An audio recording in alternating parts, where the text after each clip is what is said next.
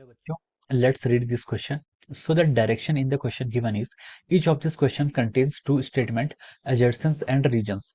Each of these questions has the four alternative choices, only one of them which is the correct answer. You have to select one of the codes A, B, C, D given below. A is assertion is correct, reason is correct, reason is the correct explanation for the assertion. B is assertion is correct, reason is correct, and reason is not the correct explanation for the assertion. And C is assertion is correct, reason is incorrect, and D says assertion is incorrect and reason is the correct. So here the assertion given is a body loses weight when it is at the center of the earth. ठीक है, ये body क्या करती है, अपना loose कर लेती है वेट को जब वो कहाँ पर होती है, आपके सेंटर ऑफ द अर्थ पर होती है। और इसका रीजन दिया गया at the centre of the earth g is equal to zero, therefore weight mg is equal to zero. Okay, तो चलिए बच्चों अब हम इस क्वेश्चन को स्टार्ट करते हैं। तो देखिए बच्चों, इस क्वेश्चन का आप की कॉन्सेप्ट लिख सकते हैं। द की concept of this question can be written as, देखिए आपसे इस क्वेश्चन में क्या बोला गया, एजर्शंस दिए गए हैं और आपको रीजन यहाँ पर फाइंड आउट करना है। देखिए इस क्वेश्चन का की कॉन्सेप्ट हो सकता है, उसने लिखा कि a body loses weight when it is at the centre of the earth. ठीक है, तो देखिए हमें यहाँ पर क्या डिफाइन करना है, इस क्वेश्चन का की कॉन्सेप्ट लिख सकते हैं आपको वेट। ठीक है, वेट हमें यहाँ पर डिफाइन करना है एट द डिफरेंट लोकेशंस। ठीक है, अब देखिए किसी भी ऑब्जेक्ट का वेट क्या होता है, weight is define as the mass times acceleration due to gravity. ठीक है, वेट को कैसे डिफाइन करते हैं, mass times acceleration due to gravity. Weight is force, इसलिए इसकी यूनिट क्या होती है, आपकी न्यूटन में होती है। ठीक है, ये हम क्या करते हैं, वेट को ऐसे डिफाइन करते हैं। ठीक है, अब देखिए आपसे अजर्सन्स में बोला गया कि a body loses weight when it is at the centre of the अर्थ।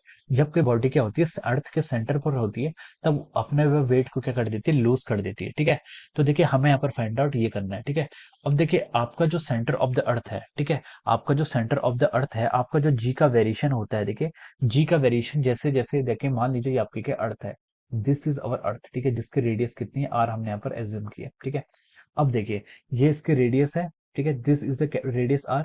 अब देखिए अगर क्या करते हैं, हम अर्थ की रेडियस से अंदर को आते हैं, यानी कि अगर हम अर्थ के सरफेस पे अगर एक ऑब्जेक्ट है, उसको हम नीचे की तरफ ले आते हैं, इन द हम डेप्थ में आते हैं अर्थ की। ठीक है, इस पॉइंट पर आगे, तो यहाँ पर क्या होता है, जो वेरिएशन होता है इन द वैल्यू ऑफ जी। ठीक है, जो आपका एक्सेलरेशन ड्यू टू ग्रेविटी है, इसकी वैल्यू में क्या होता है, वेरिएशन होता है।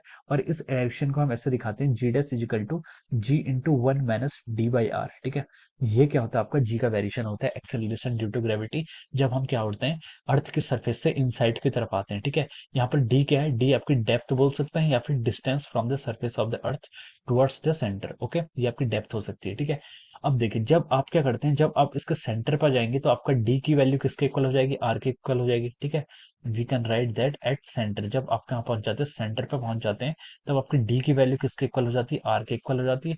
तो यहाँ से हम लिख सकते हैं, देखिए जी डैश इजिकल टू क्या आ जाएगा, जी इंटू वन माइनस डी की जगह आर करेंगे तो आर माइनस आर, तो ये आपका जी डैश की वैल्यू कितनी आएगी, जीरो।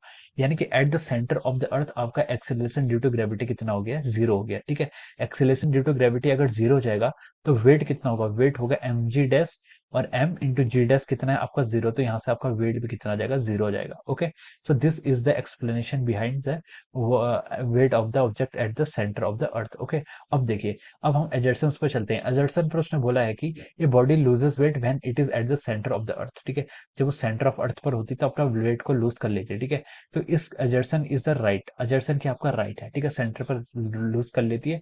फिर आपसे बोला गया रीजन, रीजन क्या दिया गया है, at the centre of the earth g is equal to zero, so weight is equal to zero. ठीक है, आपका क्या है, रीजन भी करेक्ट है। अब देखिए एजर्सन भी करेक्ट है, रीजन भी करेक्ट है, and reason is the correct explanation for the assertion. ठीक है, रीजन क्या है, इसका करेक्ट एक्सप्लेनेशन दे रहा है आपका एजर्सन का। ठीक है, तो हम कह सकते हैं कि इसके करस्पॉन्डिंग जो आपका ऑप्शन ए है वो क्या होगा, राइट होगा। ठीक है, we can write down that option a is correct. ठीक है, option a is the correct answer of this question. ठीक है, तो आपका ऑप्शन ए यहाँ से क्या हो जाएगा, आपका राइट हो जाएगा। Okay, so I hope you all understood this concept, all the best and thank you so much.